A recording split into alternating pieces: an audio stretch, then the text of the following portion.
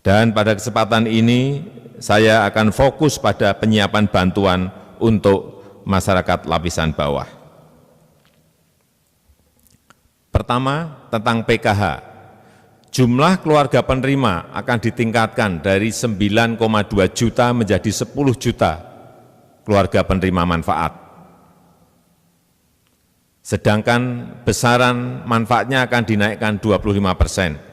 Misalnya, komponen ibu hamil naik dari 2,4 juta rupiah menjadi 3 juta rupiah per tahun.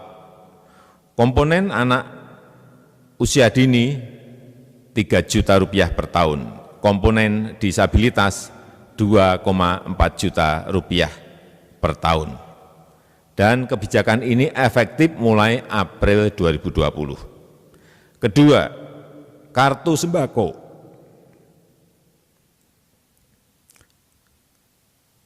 Jumlah penerima akan dinaikkan dari 15,2 juta penerima menjadi 20 juta penerima manfaat. Dan nilainya naik 30% dari Rp150.000 menjadi Rp200.000 dan akan diberikan selama 9 bulan. Yang ketiga, tentang kartu prakerja.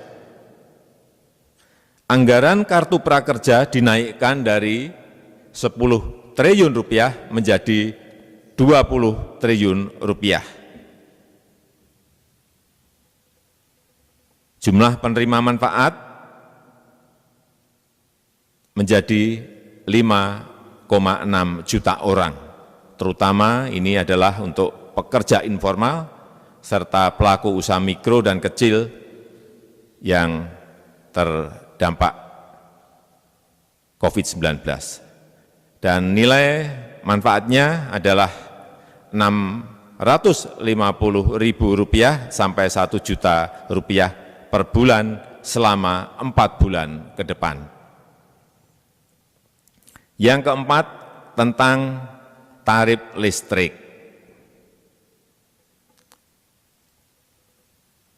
Perlu saya sampaikan bahwa untuk pelanggan listrik 450 VA yang jumlahnya sekitar 24 juta pelanggan akan digratiskan selama 3 bulan ke depan, yaitu untuk bulan April, Mei, dan bulan Juni 2020. Sedangkan untuk pelanggan 900 VA yang jumlahnya sekitar 7 juta pelanggan akan didiskon 50%. Artinya hanya membayar separuh saja untuk bulan April, Mei, dan bulan Juni 2020. Yang kelima, perihal antisipasi kebutuhan pokok. Pemerintah mencadangkan 25 triliun untuk pemenuhan kebutuhan pokok serta operasi pasar dan logistik. Keenam, perihal keringanan pembayaran kredit. Bagi para pekerja informal, baik itu ojek online, supir taksi, dan pelaku UMKM, nelayan, dengan penghasilan harian, dengan kredit di bawah 10 miliar, OJK telah menerbitkan aturan mengenai hal tersebut dan dimulai berlaku April ini, bulan April ini. Telah ditetapkan prosedur pengajuannya tanpa harus datang ke bank atau perusahaan leasing, cukup melalui email atau media komunikasi digital seperti WA. Saya rasa itu yang bisa saya sampaikan pada kesempatan yang baik ini. Terima kasih. Wassalamualaikum warahmatullahi wabarakatuh.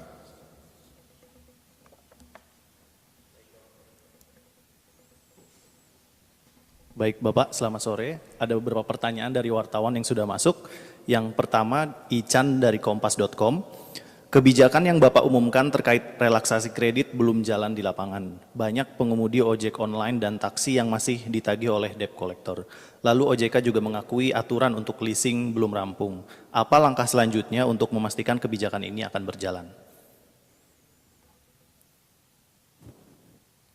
Sudah saya konfirmasi ke OJK, dimulai bulan April ini sudah efektif. Saya juga telah menerima peraturan otoritas jasa keuangan ini, khusus yang berkaitan dengan kredit tadi. Artinya sekali lagi, bulan April ini sudah bisa berjalan. Baik, berikutnya dari Rafiq Panjaitan dari Media Kumparan. Yang pertama, mengapa memunculkan wacana darurat sipil? Memang seberapa bahaya virus corona ini di Republik Indonesia? Yang kedua, bagaimana teknis pelaksanaan penerapan pembatasan sosial berskala besar atau PSBB? Akankah diatur dalam PP atau Perda dan mulai berlaku kapan? Dan bukankah sekarang sebenarnya sudah PSBB dan kalau berlaku, berlakunya di wilayah mana saja? Ya, semua skenario itu kita siapkan. Dari yang ringan, dari yang moderat, sedang, maupun yang terburuk. Darurat sipil itu kita siapkan apabila memang terjadi keadaan yang abnormal. Sehingga perangkat itu juga harus disiapkan dan kita sampaikan. Tetapi kalau keadaannya seperti sekarang ini ya tentu saja tidak. Kemudian mengenai PSBB,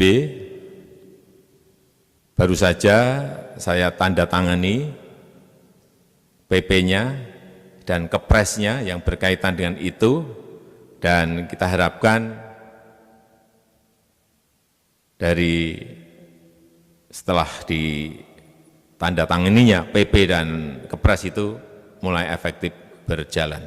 Oleh sebab itu, saya berharap agar provinsi, kabupaten, dan kota sesuai dengan undang-undang yang ada, silakan berkoordinasi dengan